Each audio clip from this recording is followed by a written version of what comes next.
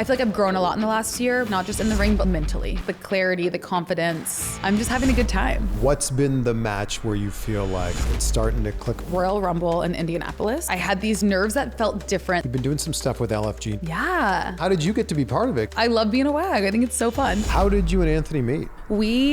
Any talk of your name changing? No. You're not tied to that gimmick anymore. I know, it is kind of funny. Working with Candice LeRae, were you okay with ringing up your brother? 100%. I was the originator of the idea. So how much of the reaction was Maxxine and how much was Sydney remembering your brother? I tried really hard to do that moment as Sydney. The emotion needed to come from me. The Celtic Warrior workout with Sheamus. You put him through it. That I did. I'm not trying to just be 5'9". I'm trying to be 5'9" and buff.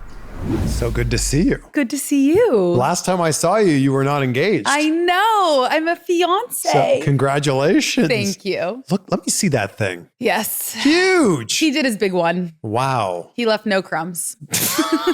That is large. Yeah, it's gorgeous. How's wedding planning going? It's been amazing.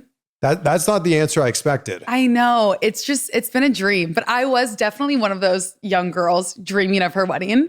So this is just like a little fairy tale for me. And I have truly the greatest wedding planner who is just throwing it all together for me, because I basically gave her visions of like, here's my Kardashian dream.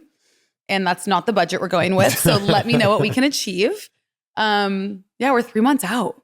Oh my gosh. I know. I can't believe it. Wow. The year has flown by. Yeah. How did you and Anthony meet? Okay. So my best friend, who's my maid of honor, she used to date this guy. No free publicity. We will not be naming him. And he played junior college football with my now fiance, but we never met. They break up. Where we're from in Northern California, everyone goes to Lake Tahoe for the 4th of July. So we're in Lake Tahoe, which is like 2 hours where we're from, but Anthony's from like 20 minutes from where I grew up. So we walk into this like nightclub in the casino at Lake Tahoe. I'm like 21. And my best friend Tamsin is like, oh my gosh, that's Anthony, so-and-so's friend. And so we just like spent the weekend with them. And 6 months later, we went on our first date and we've been together ever since. This is pre-wrestling. Oh my gosh, yeah. This is back in the day. I think that people just assume, well, you're both wrestlers, you met at the PC. No, we have had several careers together. We've lived in 3 states. He was actually playing football for the CFL in Montreal when I got signed. And when he left for his season, we were living in Arizona. So I called him and was like, I got signed. I have to move in 30 days.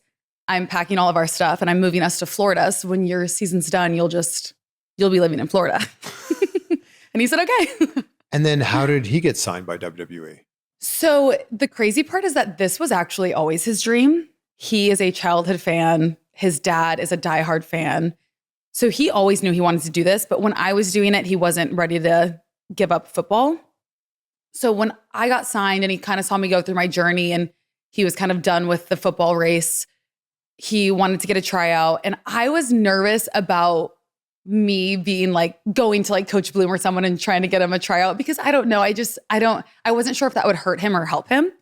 So I was like, I think that you just need to apply for a tryout. They'll figure out we're together, but like, I think you need to do this on your own. So he did it on his own. He got a tryout, got signed. Thankfully, he was already living in Orlando. And it's been such a dream. Like, he's in heaven. Yeah, and now you get to work together. It's unbelievable. And you guys had a match recently together. Yes, we've been tagging together. It's been so fun. Those are like my new favorite days at work. I'm like, wait, this is so easy. You do all the hard stuff. Let me know what I need to do. It's been amazing. That's a dream. Like, yeah. Especially for both of you guys to come from completely different careers, then come into WWE at separate times, but come in, together, and now you're working together. And I kind of assumed that, one, the likelihood of us ever getting to actually work together would be slim. And 2, that like maybe it wouldn't be for a long time, because you know how things are here. It's all about timing and, we're on different brands. So the fact that we get to work together now, like it's so bittersweet. Like I'm just like, I love this. I don't want it to end. How did it even come together? So poor Coach Bloom, because I'd be harassing him. I am always looking for reps because we obviously don't do as many live events as we once did. So I've been texting Coach Bloom, like, I would love to be on NXT live events. I need all the reps I can get. Whenever there's room on the card, please, I'll go. It's fun for me. I get to drive with Anthony. It's, it's a good rep. So I was doing those. We weren't doing them together. I was just, doing singles matches. I did a triple threat, a 6-man. And then Bloom texted me last week and was like, hey, do you want on live events? And I was like, yes, put me on, please. And he's like, okay, you and Luke versus Ariana, Grace, and Stax. And I wrote back in caps lock, you better not be lying. This is my dream match. You better not be lying. And we had the best time. And so now we've worked with them twice. And I cannot say enough good things about them. Ariana Grace is so talented. She's so fun. Stax is so creative. There's just such a joy to work with. It's just such a blast. I'm always so impressed every time I talk to you that you just have this growth mentality. You have this idea of like, I want to learn. I want to get better. Yeah. And you were put in a tough spot. Like you didn't have a ton of experience and you were put right onto TV. So you're learning, you're making mistakes, you're figuring it out in front of the entire world. Yes. I felt like I was swimming upstream for a long time, just like that constant, like treading water, just trying to stay afloat. But being on the live events has helped me immensely. Obviously training is so important, of course, but there's just something you can't mimic about performing in front of a live crowd. And I think for me, a lot of it is the mental side of it. Like I need to practice having those nerves, having things change, not having a ton of time to rehearse something or be prepared for, something new I've never done. Like I was telling Coach Bloom, I said, like, thank you so much for putting me on this loop because that was my first time doing a triple threat.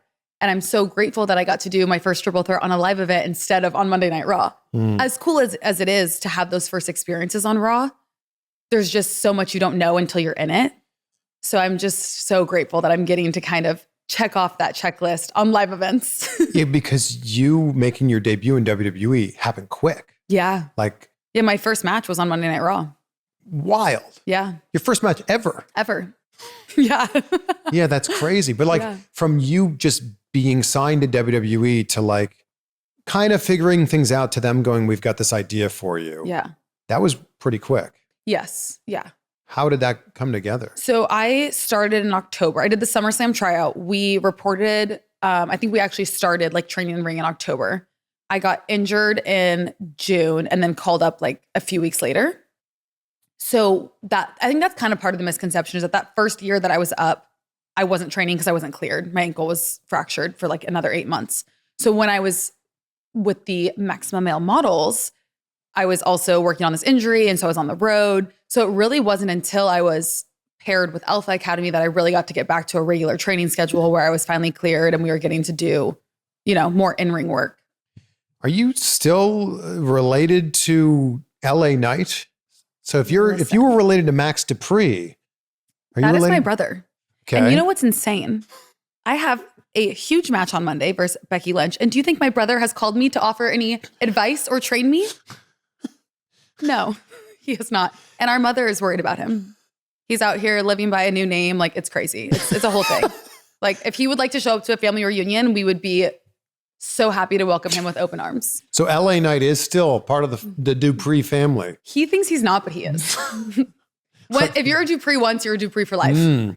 Has there but seriously, has there been any talk of your name changing or just being Maxxine? No. Because you're not tied to that gimmick at all anymore. I know, it is kind of funny.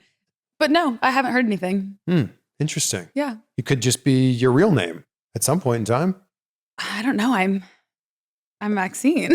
That's your name. Your name on Instagram is your real name. Yes. I have it in there because I'm actually not sure why. I don't have a well thought out thing for you on that. But because, I just think it's nice for people to know that my Instagram, I am Maxxine, but I am also a real person. And I think sometimes, fans forget that we run our own accounts and it's our page and it's different than when you're watching a movie and you see someone playing a part. You don't go to their Instagram and comment why did your character kill this character? Because that's not them on Instagram. And it's a beautiful thing that we have access to social media to push stories along and show our my training vlogs. And I'm so grateful we have that. But I do like to just, give a little reminder that my name is also Sydney. And your last name, help us pronounce this. I'm getting rid of it in 3 months, but it's it's true. It is Smerzel, but I will be a Luke very soon and it'll be so easy to spell. There are so many consonants next to each other. I know. And it is bittersweet as a woman. Like, why am I kind of sad that I won't have the same last name as my dad anymore? Like, it's kind of emotional. You'll be moving your way up the alphabet though. I will. Like as a Z, you always got called last. Yes. And I'm constantly on the phone, like Z as in zebra, M as in Mary, R, Z as in zebra, E as in elephant, L as in Larry. Because no one can spell it. And then they can't hear what you're saying through the phone. Look, trust me, no one can spell or pronounce my last name either. I get it. I'm way down at the bottom of the alphabet as well. It'll get you. It's a V. Yeah. But yeah, you're right. New last name on the way. Yeah. Oh my goodness. Crazy. So what has this last year in the ring been like for you? Oh my gosh. It's been fun.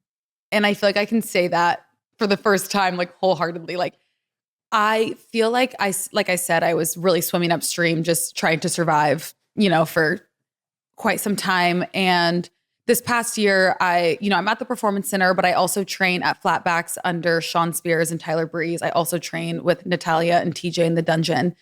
And, when I started training at Flatbacks, two of my friends train there, Noelle and John, and they're both on the indies and they're amazing.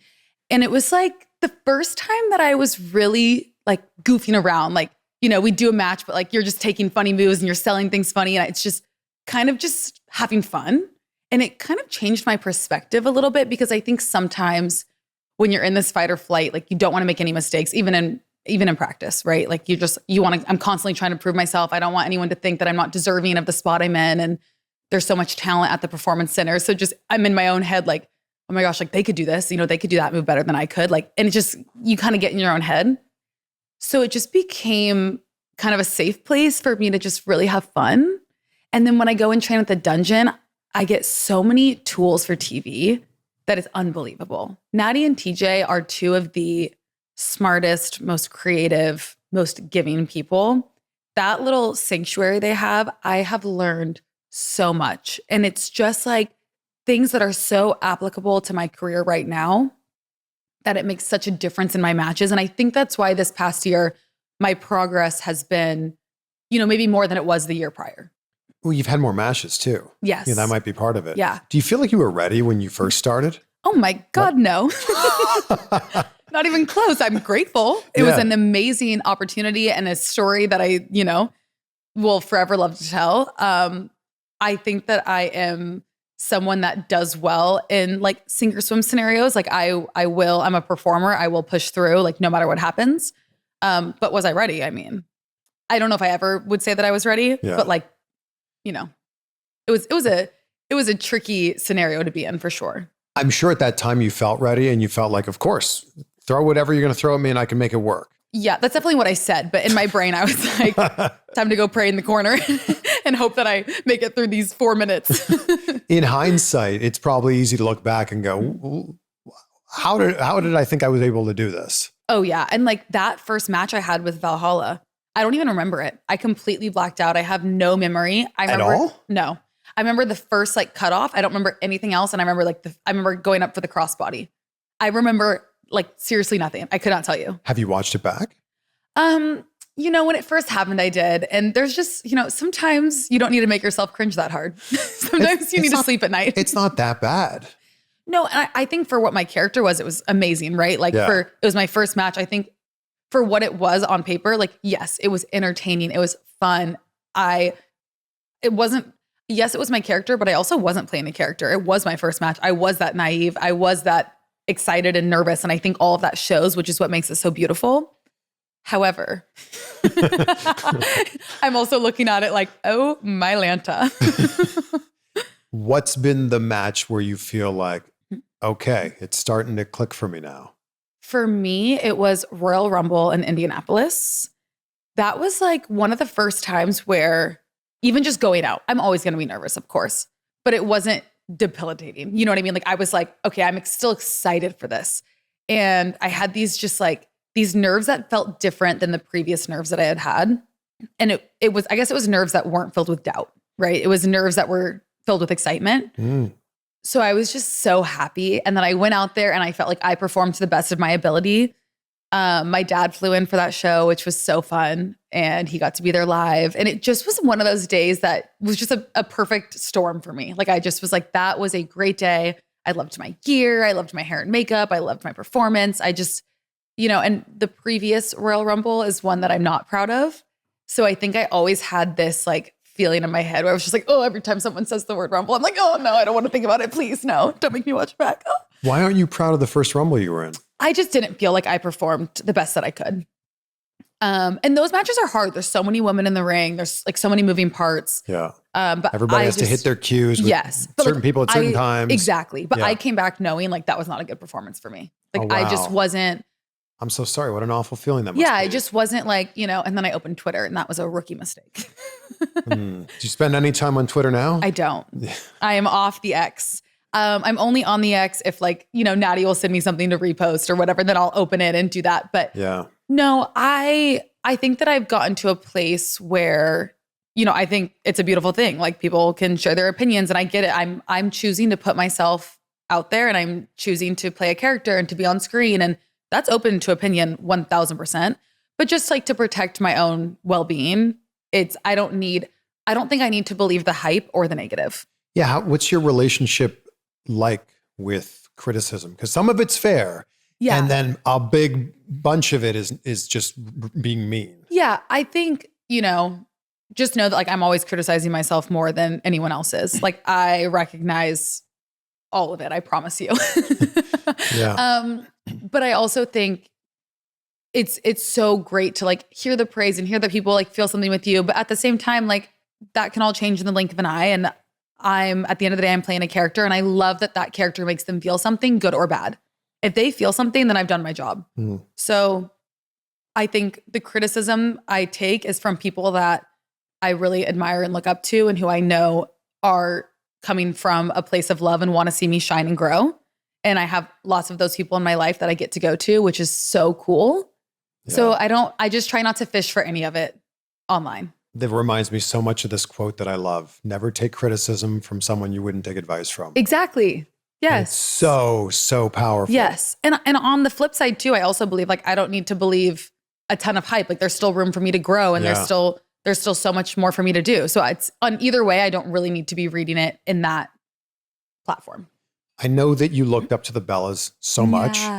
What's it like now? Full circle, you get to work with Nikki Bella. Oh my goodness. It's a dream. Like seriously, my Total Divas dreams. I'm in the locker room with Natty and Nikki. It's unbelievable. It has been so fun. It was evolution when we got to like a little spot in the ring together, me, Natty, and Nikki. And I was like, love that. It was such a cool moment. I was grateful to be a part of it. Nikki is, I always say, whoever said don't meet your heroes, they never met Nikki Bella or Brie Bella because they are 1,000 times better than what I imagined.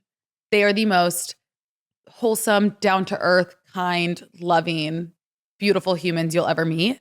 We actually had the best time in Paris with them. Me and Jackie went out and met up with Nikki and Brie and their photographer who was with them, Claire. She's also amazing, which is also a testament to them. Every single person that is around them to their core is a wonderful human. Like everyone I meet, a manager, whoever, I'm like, wow, you just like surround yourself with such amazing people and it shows, it like shines through them.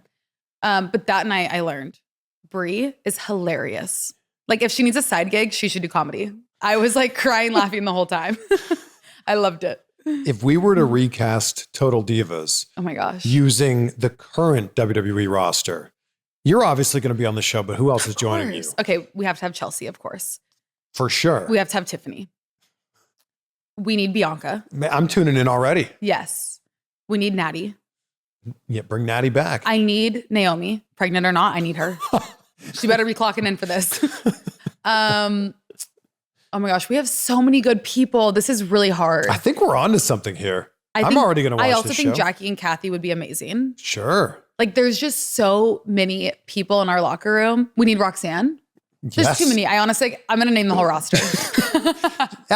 Just everybody. Everyone. It would be so good. I'm actually shocked they haven't brought it back. You're telling me. Like, let's put it out into the world right now. I would love it. On Netflix? Come on. It writes itself. It really does. You could call it something else because probably Netflix isn't able to call it that. And I think, although I would love to be a diva, I know a lot of women are proud to, not be called that. So we could change the name. But like I had Chelsea on the show not long ago and she said like, I feel like I'm a diva in this era. Yes. And she's like, you know who else is? Maxxine Dupri. That I am. And like, but like, break that down for us. Like, yeah, I think it's that. And this is something where I think me and Chelsea really relate is we love to perform. We love to entertain.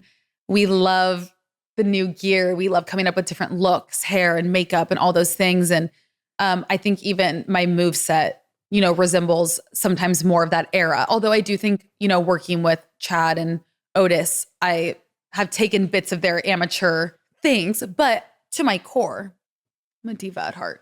We're already more than halfway through the NFL season. Who do you think is going to win the Super Bowl this year? The odds are up at MyBookie, and here's what it's looking like. Chiefs, Lions, Packers, Bills, Colts, Eagles. That's your top 6 right there. And since I'm sure you're going to ask, who are the long shots? So let's scroll on down, take a gander there, and it seems like, these probably aren't going to happen. MyBookie's also the spot to get in on the NHL action, college football, UFC, boxing, WWE as well. And when you sign up, make sure to use my code CVV. You'll get a very healthy 50% welcome bonus on your first deposit. Bet anything, anytime, from anywhere, only at MyBookie. What have you learned from working with Chad Gable so closely? Oh my gosh, so much. He's actually someone, kind of what I was saying earlier, like he's a man of few words. So when he tells me something, I take it to heart because he's someone that just really can like look at something and creatively and like with just the mind he has for this business, he's just able to like zoom out and see everything and give me these pointers that I'm like, oh, duh. Like, why didn't I think of that? But I would never. And he sees it so clearly. So I go to him a lot for things like that because when it comes to matches and just his ability to understand this business truly is out of this world. I feel like you've got a little bit of a new intensity. Thank you. Do you think that maybe that came a little bit from Chad Gable? I do. Yeah. He's someone like when I watch his matches, I'm like, okay, let me just copy and paste this. This looks picture perfect. Let me see what I can steal. Yes, he is someone, again, like I said, like his nuances, his timing, his emotion, the way he sells is unbelievable. His endurance, like nuts. I also think working in the dungeon, that's something that Natty has really been working on me with is my aggression. She calls it finding my FU. I like that. Yes. And that's something that we've really been trying to tap into because I think that's that next level for me that needs to be unlocked in order for me to go, level up my work in the ring. You started pulling the straps down, like yes. full on like Kurt Angle style. Yes. Give me a glass of milk. We have a lot in common, me and Kurt, Really? Milk, pulling our straps down. That's certainly two things. Where did the idea for that come from? That's such a good question. I'm sure it came from Chad. I'm sure I watched him do it and said, yes, I will do that. But it's pull the straps down and then it's into your version of the worm. Yes. We love that little worm. Why is it a backwards worm? Okay. It's a backwards worm because I think the first time I did it might have been the 6-man, which is my very first match, or it may have been my singles with Valhalla. But whatever it was, that day, we're in the ring and they were like, okay, we think you should do the worm. And at first I'm like, duh, yes, I got this on lockdown, like easy peasy. What I didn't realize is that the time I had done it, the last time I had done the worm prior to that was when I was a guest on Below Deck Med with my mom. And I did it in a hot dog suit. But, Is there footage of this? Yeah, I think so. I believe there is. But, I was feeling good that day. We were on a boat. My editor will find it. Yes. We were on a boat, drinks were flowing. I was feeling good. I didn't remember that I did it backwards because I was so good at it in my hot dog suit. Was it a hot dog suit? It wasn't. It was a beer suit. I think I wore a hot dog suit to a different event. Scratch that. What?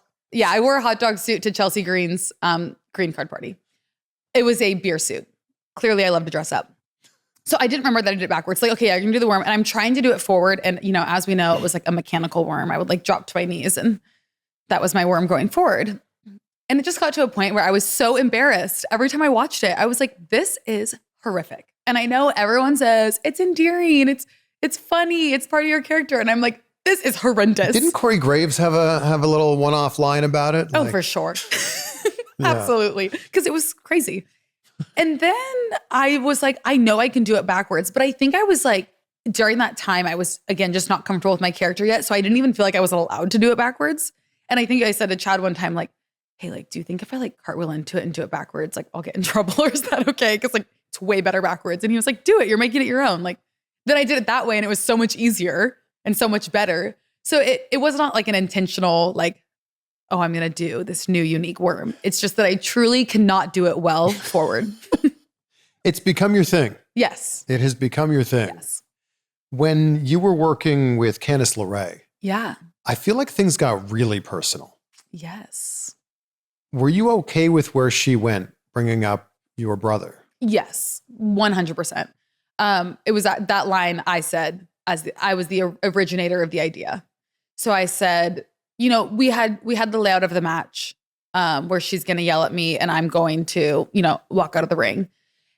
And I just felt like, if you want me to like walk out of the ring, like give me a reason to walk out of the ring, you know? And to me, I didn't look at it as a negative towards my brother or towards my situation. To me, it felt like a positive. Like I get to like bring light to the fact that I have a brother, you know, like to me, it was this like, we're going to acknowledge someone that's, you know, my whole world that passed away, whether she's saying it in a negative way or positive way. To me, it was a positive. It brought so much heat on her, right? Which was the intention. Which is the intention. intention. Yeah, exactly. And I love Candice. Candice is an angel, like such a wonderful human, a wonderful mom. I think people were I don't have anything bad to say about her. I think people were like, I can't believe she went there. Yes. And like, it fed into like, okay, we're seeing a completely different side of Candice now. Which I think was awesome for her character development being a heel. So how much of the reaction we saw on camera was you as Maxxine in that character, and how much was you as Sydney remembering your brother? I tried really hard to do that moment as Sydney because I just felt like the emotion that I needed to feel needed to come from me. Where I messed up that day is I did not warn my parents. But in my defense, I knew that she didn't have a mic. I knew she was just yelling. So I was like, I'm probably not really going to be like picked up anyways.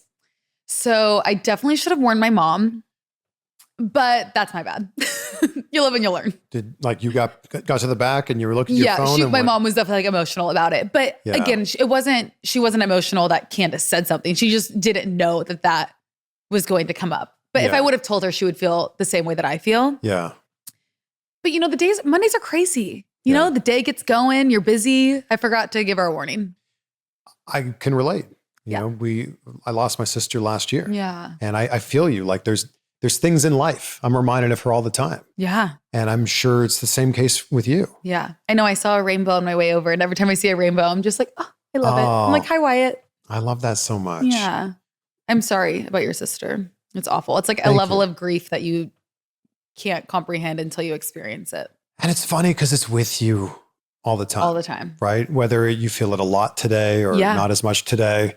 It's always with you. It's the proverbial rock that's in your pocket. Yeah. You know? And I think that's why for me, it was almost like healing in a weird way, because sometimes it's like you go on living your life and you do these really cool things and like they're never forgotten. But when you enter a new job where no one knows your story, no one knows where you come from, it sometimes does feel that way, you know, because it feels like, oh, no one even knows that like I had a whole life with this sibling that's no longer here. So for me, it was just this like cool thing where I got to bring light to him.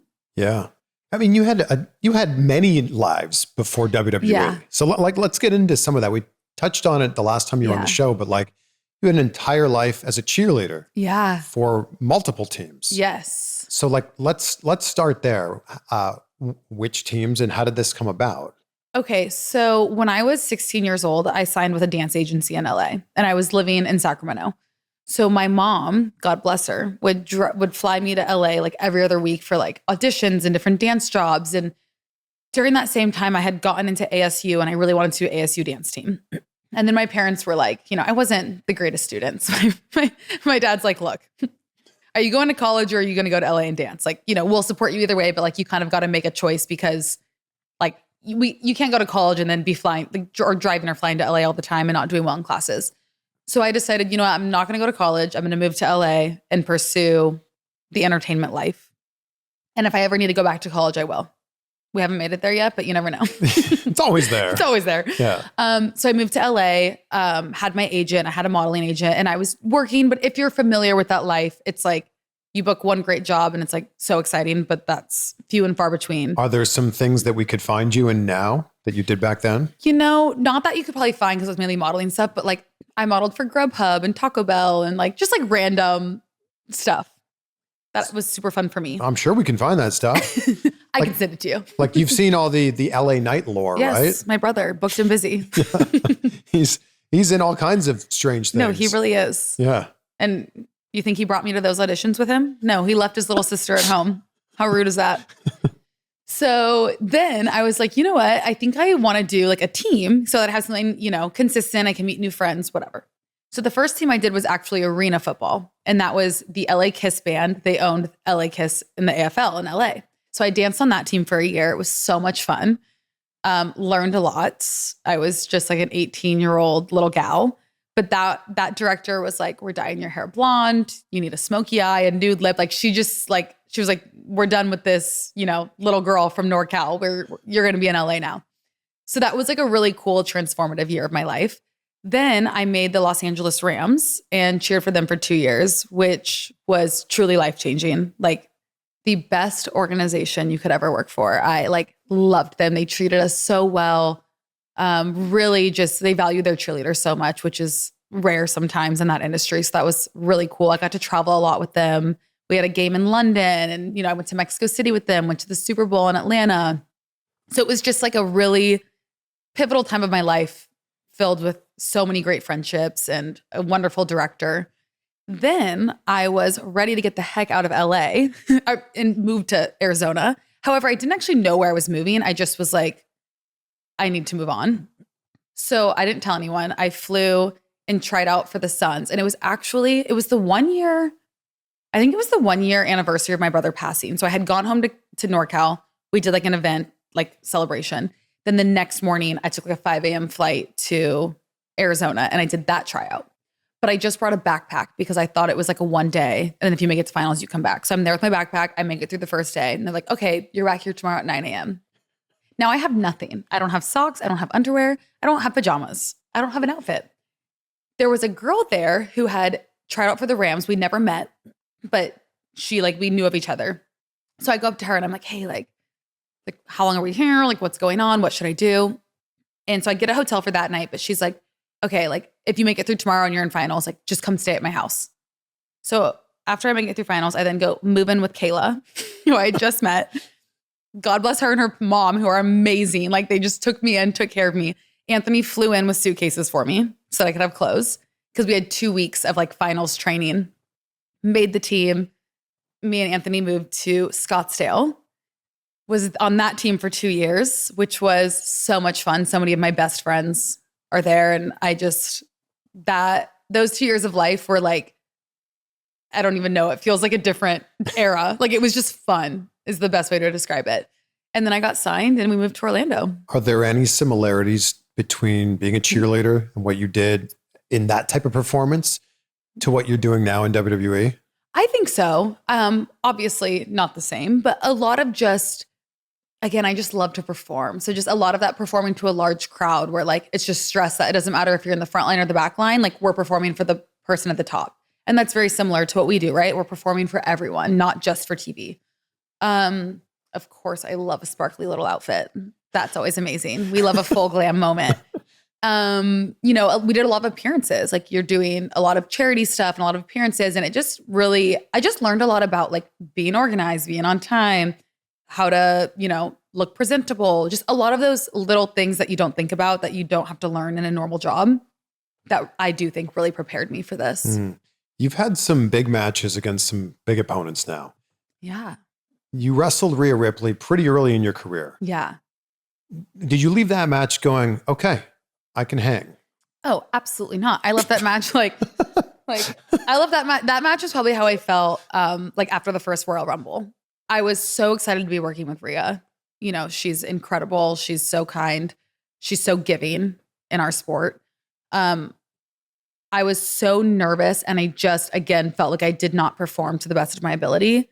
And I think sometimes, and this is why I love doing NXT live events, is it's learning how to perform while you're so nervous.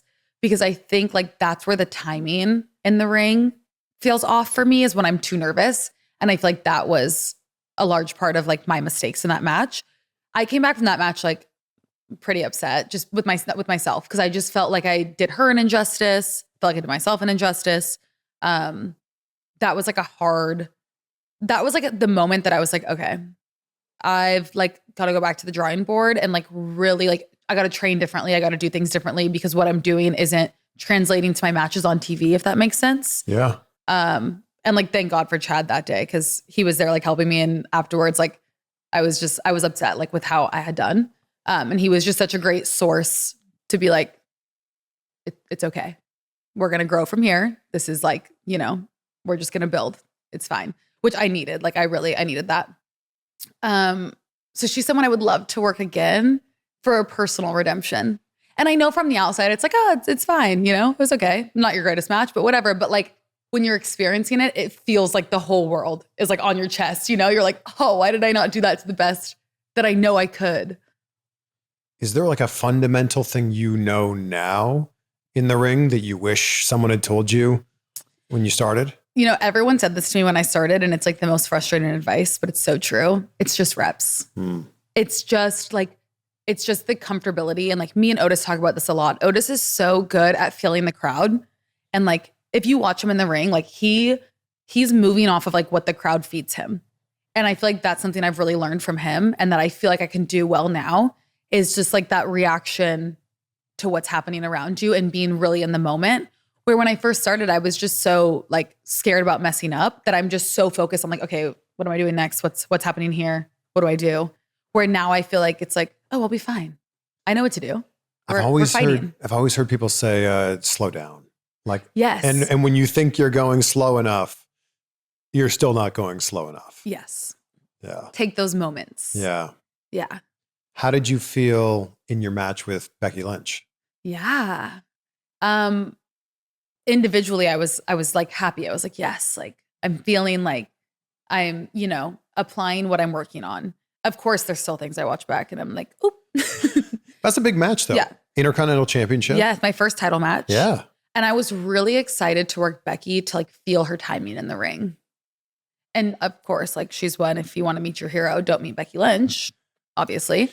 And I came up short in that match. However, I felt like I gave her a little run for her money.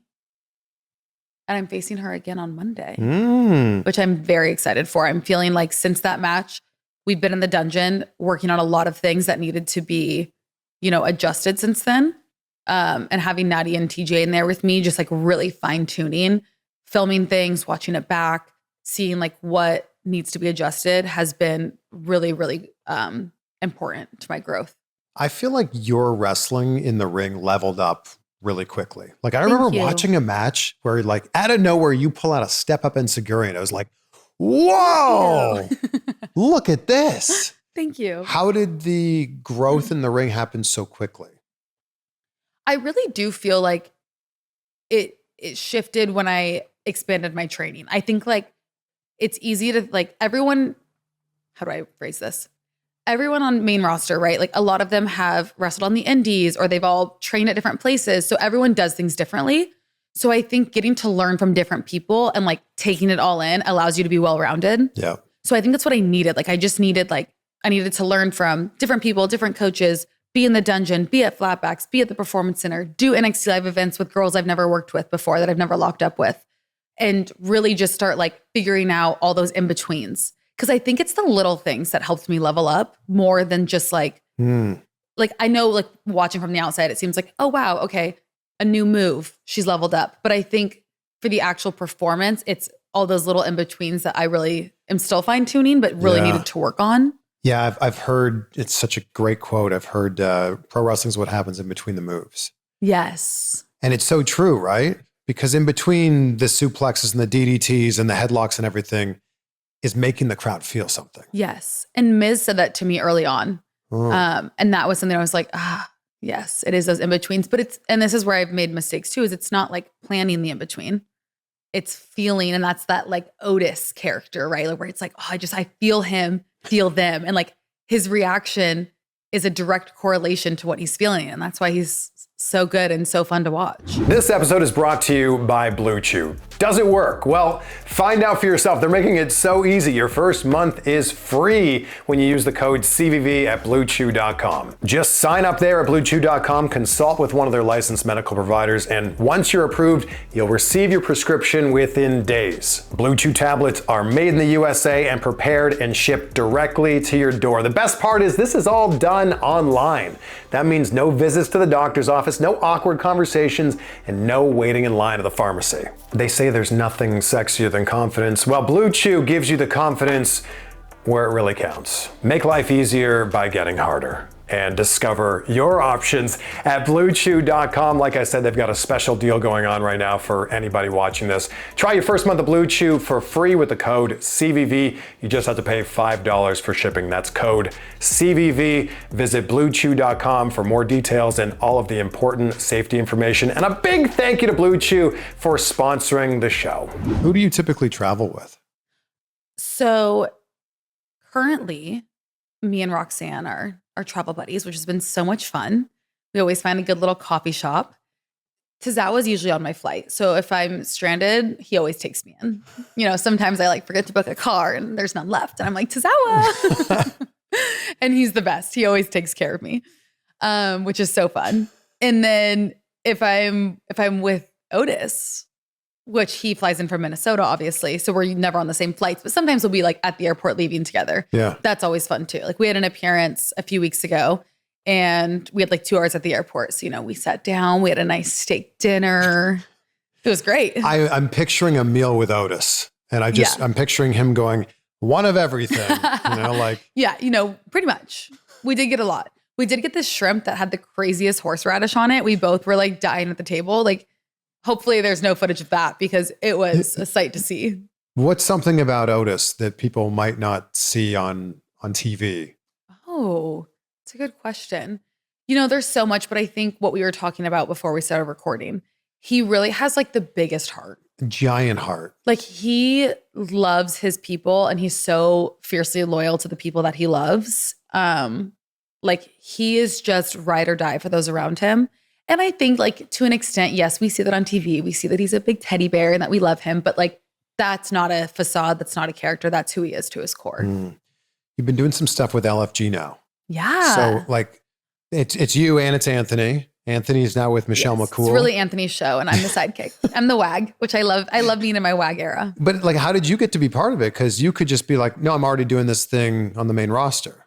Oh my God. You think I'm going to say no to a little extra TV time? Hang on a second. No, you know what's funny is like, I was so excited when he got signed because I'm like, oh, I can't wait to be in my WAG era. Like I had always said that. Like, you know, when he was playing football, like I had the jerseys. Like I love being a WAG. I think it's so fun. So I was ready. I was ready for that moment. And so, yeah, they asked me to come in and one day it was like, just sit in the crowd, do the entrance with him. And then every now and then they'll be like, hey, can you come in and do this? But the funny story is he's on Michelle's team, which has been so awesome for him. Like he loves learning from her. She is so hands-on. Like her commitment to this journey that she's on is so cool. So it was a Tuesday because they were filming the matches before NXT started. And so I got home from Raw and Tuesday is, I Raw on Tuesdays, you know, that's like my day to catch up on sleep. So I'm on the couch like this, you know, I'm one with the couch. And he texted me like, hey, they want to know if you can come for this match. So I'm like, of course, let me get up and get hair and makeup on and become Maxxine. So I texted him back and I said, okay, I'm going to really like channel my inner Michelle McCool for this outfit. And he's like, okay, I have like 3-hour notice, right? So I go into my closet, I get a black corset that I had, and he had an extra like LFG Michelle top. So I cut out the logo and I like hand sew it on. And then I'm like, oh, I should wear my camo pants because like that's so Michelle. I should have put my Uggs on. Michelle told me her favorite color is camo. Yes. So I put on my camo. I had done like a pony, or maybe it was a half up. I don't know, whatever it was. I walk into the performance center in the gym and it was like the Spider-Man meme. Like me and Michelle look at each other and it's like, I I swear this was not on purpose, but I'm so proud of myself that I'm literally twinning with you right now. It was amazing. Everyone thought it was planned. I was like, no, I seriously had 2-hour notice. And Anthony did not tell me what she was wearing. I had no idea. I just was like, what would Michelle wear? And I nailed it. Wait, what shirt are you wearing right now? Oh my goodness. WrestleMania 21. So this is Fanatics Vintage 1 of 1. One of one? Yes. What do you mean? So they have a new line. It's their new like vintage Fanatics line. And so when we were, I want to say it was SummerSlam, they had like a store for us to go shop in. So when you walk in, they say like, okay, what are your sports teams? What do you want? So I was like Rams, Suns, Colts, because Anthony's family is their Colts family. And then I said anything Batista. I have another Batista shirt too. It's pretty great. I think people forget how amazing this card was. I mean, look at this. And how amazing the shirt is. Amazing shirt. I want one. I'm very jealous. Yeah. So we've got Randy versus Taker, Angle versus HBK, Cena versus JBL, Triple H versus Batista. Yep. What's Stone Cold? What's he doing? And then Stone Cold's there and Roddy Piper. Yeah, it's pretty great. So why is Batista your guy? Okay. So Anthony, childhood fan. He's loved Batista since he was like 5. Like no joke. He loves Batista. So fast forward, we start dating. This is pre-wrestling. I'm going to say it's like 2018. End of 2018, like December. And Anthony was verified on Instagram from football. But this was before everyone was verified. So like when you had a blue check, like you had some finesse. It was a big deal. Yes. And we had a great time playing around with that. Like, because you could like DM celebrities and they would actually see it because like no one had blue check marks. So he took a video, Batista bombing me at my dad's house. And he messaged Batista and sent it to him. And he responded. Yeah, it was pretty great. So what did he say? You know, I don't want to put him on blast, but let's just say he was impressed. He was impressed, okay? He may have said, why are you stealing my moves? No, it was great. Have you had a chance to meet Dave? I haven't. Oh, well, there's another one. They say you shouldn't meet your heroes, but no, I would love to meet him. Dave Batista is wonderful. So we love him in this household. We've always loved him. And then that really just secluded it. So that's where it ties back into this t-shirt. Oh yeah, that's why anytime I'm going to get a shirt, Batista has to be on it. I'm loyal, okay? Clearly. Man, I love that so much. Yeah. So who haven't you worked with yet that you are dying for the chance to work with? Ooh, there's a lot. I would love to work with Raquel and Roxanne. I think both of them are, so talented, have such cool, fun characters. And I just feel like we could make some magic and that would be really fun to be in the ring with them. I'm still waiting to like really be in the ring with Nikki. My official. I would love to work Chelsea. I know that she would like, take care of me in the sense of like, okay, here's what we need to do. And like, I just know the day would be so fun. So I would love to have a match with Chelsea. Oh, we'd love to see that. That would be so fun. And then, in the mixed tag world, like if Maurice wants to come back, I think Maxxine and Anthony Luke versus the Miz and Mrs. would be pretty fire. That'd be great. Yeah. What are your goals now? I asked you this last time you were on the show about a year and a half ago. Yeah. Maybe your answers changed, but what are your goals now for the rest of this year and then into 2026? So I can't remember what I told you last time. We'll have to play that back. I think surface level, my goals are, right? Like I would love to win a title. Like that would be a really cool accomplishment. But the reason I want to win a title is because I want to have put in all that work. And I just feel like for me, it's like that moment of like, oh yes, like I've done enough work that I'm capable of doing this. I'm capable of winning this title. So it's more for me, throughout the end of this year, I want to keep wrestling as often as I can. I want to stay on NXT live events. I want to be booked and busy. I want to wrestle dark matches. I want to wrestle on main event. I want to have rep after rep after rep. So that way, when those opportunities come, I can step into the ring with full confidence. And I think that is truly what my goal is. My goal is that every time I go into the ring, I want to feel so confident in the work that I put in before that moment that I know I can just go out there and perform. So I think continuing the work that I'm doing in the ring, that way I'm capable of doing that.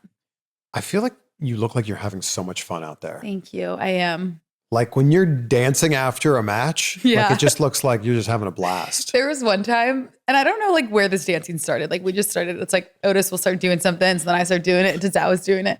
And there was one time, like I'm kind of like, I'm kind of hitting a little twerk. And then I'm just like, me and Tozawa lock eyes, and we both just like out of character start laughing. Like, what are we doing? Like, how did we get here? I don't know, but I love it. I love it. I want to keep doing it. There's such a magic in the Tozawa, you and Otis. Thank you. And maybe my little family. And maybe it's because you guys don't take yourself too seriously. Yeah. Maybe it's because you're okay being the butt of the joke. Yeah. But like, it's so fun. Thank you. I think too, what plays into it a lot is like, if you look at Tozawa and his ability, he is like one of the most talented guys on our roster, and I think that's what's so cool is he can go and do these crazy matches, but he can also go and hit the Tozawa shuffle. Like he's a man of many talents. Yeah. And when you talk about Chelsea Green, like she's okay being the butt of the joke. Yeah. Like she's okay, like being thrown into a dumpster with, trash all over her. And I feel like to a certain extent, you're the same way. Oh, like, yes, absolutely. You're like, just give me something and I'll make it work. Yes. Like if you want me to stand outside and spin in a circle, I will do it smiling. No, I understand that. Like I understand that feeling of, again, we love to perform. Yeah. And I feel like my purpose is to make people smile. And so if that's part of it, like I'm happy to do that. Yeah. And I also think like when I zoom out and you look at the bigger picture of like, okay, they want me to do this because then it leads to X, Y, and Z and all the things. It's like perfect. I'm happy to. Where do you think you're at now versus say a year ago? Oh, I feel like I've grown a lot in the last year, but not just physically and not just in the ring, but like mentally. Like I feel just like the clarity, the confidence. I feel like I've really like fallen in love with getting better and with like being in the ring and just like, not necessarily even on TV, but just like in training and just like having fun. Like we always say when I train at Flatbacks, we always text before like, all right, who's bringing the vibes? Everyone bring the vibes. Vibe check. And it's just like the vibes are up. It's fun. I'm just having a good time. Is the photo of me still on the wall at Flatbacks? It is. It is. I see it every day when I go in there. I'm like, oh. That was an interesting day. Was it? Tell us. It was my idea. And I don't know if that is out there enough, but it was my idea. I said to Sean Spears, who I've known for a long time. I said to Tyler, who I've known for a long time, my fellow Canadians. Yes. I said, I used to train. I trained like when I was 20. I can go in the ring, take a few bumps. We'll lock up, maybe a scoop slam. I'll run the ropes. And then Spears goes, I'm already scared. Spears goes, what if we gave you a chop? And I said, yeah. I'll take a chop. Easy. No problem. Yeah. I said, how about we make it interesting? And how about every single one of your students gives me a chop? He goes, take off your shirt and get in the corner. And I was like, oh, like now? Yeah. And he goes, and everybody gets 2. And I was like, what? So I'm like, 8 students, 2 teachers, 20 chops. Oh my gosh, what have I signed up for? Woo. And chops, like they don't tickle. No. So by like maybe chop like 6, my chest just went numb. And then we ended it with Tyler Breeze gave me chop 17 and 18 and Spears gave me 19, 20. And like, not to say the chops before that weren't hard because they were and they hurt, but those last 4 were. Oh, yeah. It's actually like one of my least favorite things is that, because sometimes it's not even like a true, like, I think people hear, sometimes it's just like a good old slap to the chest and it's just the skin. Yeah. It's like, oh, my delicate chest. Yeah. So that was 6 years ago. Wow. Yeah. Yeah. That was like, it was January 2020. So 5.5, almost 6 years ago. Yeah. It's just funny that foto is still up there. Yeah, it is. And some of those chops were like, you could tell that these were the first chops that some of the students were giving. Learning. Like there was one that was just like hit my nipple and I was like, you're like, that's not what we're doing here. That's for the bedroom, not for the wrestling ring. That's part of why I love training there is because they always have new rounds of classes. It's good for me to learn those beginner fundamentals and be reminded of them, things that I kind of skipped over because I was like placed on TV early. Yeah. So it's funny, but like sometimes there's things where I'm like, oh no, I've never taken that. I've never given that. I don't know. So then I'm just learning with them. I was cracking up when you did the Celtic Warrior workout with Sheamus. Oh my gosh. You put him through it. That I did. So what happened was before he got there, the Pilates instructors were like, okay, so are we keeping this like pretty chill? And I said, you have to kill him. Because the problem is if you don't, then people aren't going to believe what a hard workout Pilates is. So you need to give him an advanced Pilates butt whooping. And that they did. His face is tomato red. It was so good. Like bright red. And then the camera cuts to you and you're just so gracefully doing these very difficult movements. I was born for Pilates. I'm a Pilates princess through and through. Like, I don't think he realized at all how hard that was going to be. No. And I think that's why I was so excited about that. It's because when you watch, if I post a little clip of me doing Pilates and it looks elegant and graceful, people think you're like seriously doing a lunge with 2 pounds and like you're just stable. It's like, no. No. This is not easy. So you were like doing it for the greater good of just Pilates. Yes. Like people need to know this is a workout. I'm kind of like the spokeswoman of Pilates. It's crazy I'm not sponsored. Seriously. But it was like, I feel like your training has been taken up a notch. Yeah. And that workout with Sheamus, I think really proved that. Thank you. Yes. I'm in my buff girl era. You know, I'm not trying to just be 5'9". I'm trying to be 5'9" and buff. Yeah, I don't think people realize how tall you are. We talked about this last time. No, I think it's because I'm like a giraffe. I'm too dangly. So I'm like, I'm giraffe. I'm going to change perception and get jacked. You know, I'm going to look like Batista. Really? Hey, doo-doo. You know. Do you actually want to put on more muscle? I've been working on it. I've been hitting upper body days. I've been taking my creatine, upped my protein. Okay. Yeah. You're going to start looking like Ivy Nile out there. Listen, I don't want to be the Chihuahua, you know? You're also a fellow cold plunger. Yes. Did you cold plunge this morning? I did. And let me tell you, we moved in April. And when we moved, I didn't refill my cold plunge. Just, you know, life happened. And then a couple months went by and I was like, I don't think I miss it. Like I actually, you know, maybe it wasn't doing that good for me. Like maybe I don't need it. Then the other day I was like, I was so sore. I was like, I actually have to cold plunge or I might die. So I refilled it. I cold plunged.